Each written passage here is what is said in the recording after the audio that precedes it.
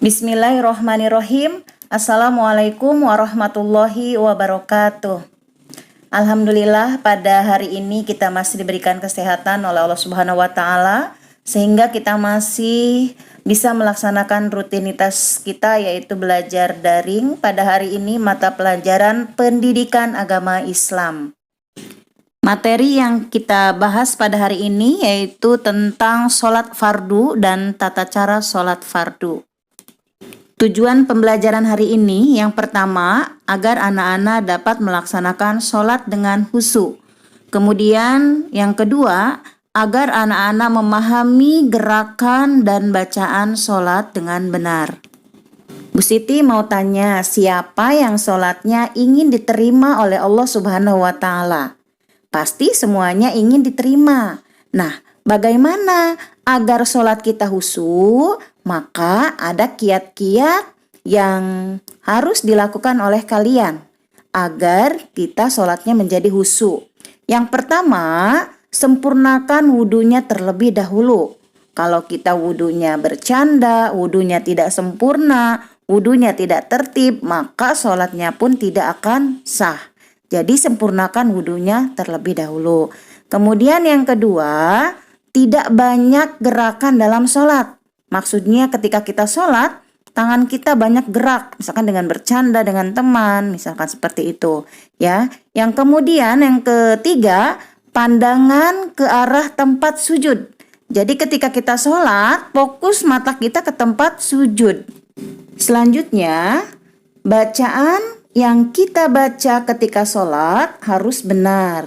Ketika kita membaca ayat Al-Quran, ketika kita membaca doa-doa dalam sholat, maka harus benar. Karena satu huruf saja salah, kita akan merubah maknanya. Jadi harus diperhatikan bacaannya, fasihnya ya. Kemudian gerakan dalam sholat harus diperhatikan juga ya. Ketika kita sujud, bagaimana gerakannya? Ketika kita ruku, bagaimana gerakannya? Kita nanti hari ini akan membahas tentang tata cara sholat.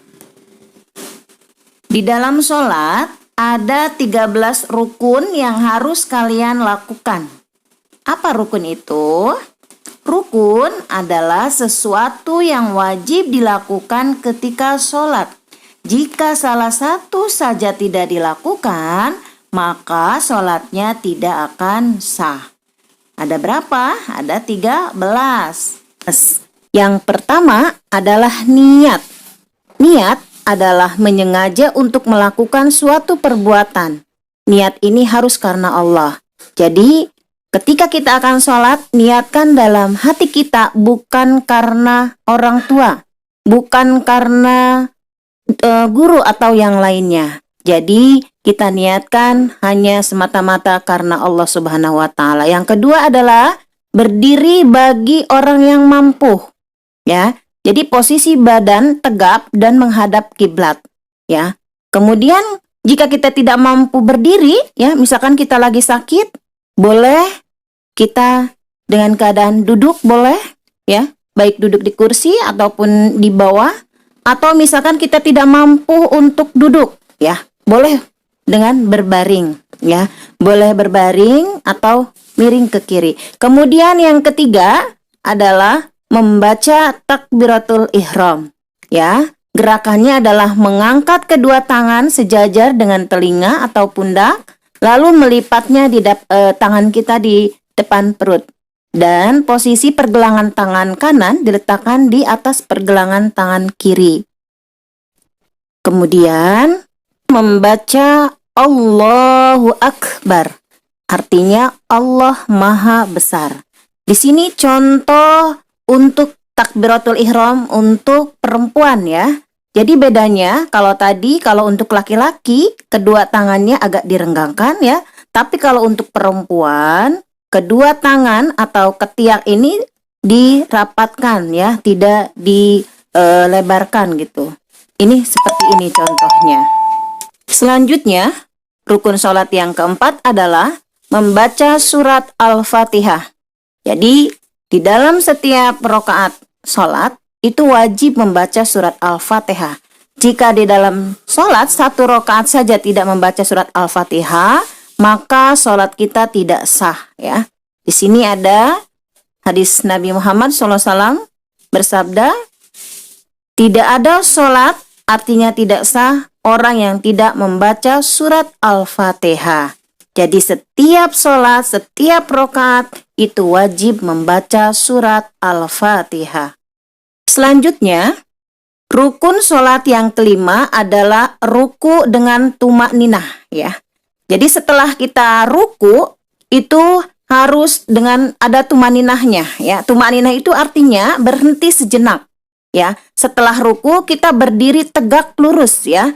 Berdiri sejenak, kemudian baru sujud ya. Di sini ada contoh gerakan ruku. Ketika kita ruku, punggung itu harus sejajar dengan kepala. Kemudian kedua telapak tangan harus memegang lutut ya. Ini seperti ini contohnya. Kemudian membaca Subhana rabbiyal azimi wa bihamdih. Subhana rabbiyal azimi wa bihamdi sebanyak 3 kali. Selanjutnya, setelah gerakan ruku yaitu i'tidal dengan tumak ninah ya. Jadi i'tidal itu adalah bangkit dari ruku atau sujud dengan posisi tegak lurus, kemudian dengan mengucapkan Sami Allahu liman hamidah, Rabbana walakal ham. Kedua tangan diangkat setinggi telinga ya. Kemudian setelah itu baru melakukan sujud. Baik, untuk rukun sholat berikutnya kita akan lanjutkan di pekan yang akan datang.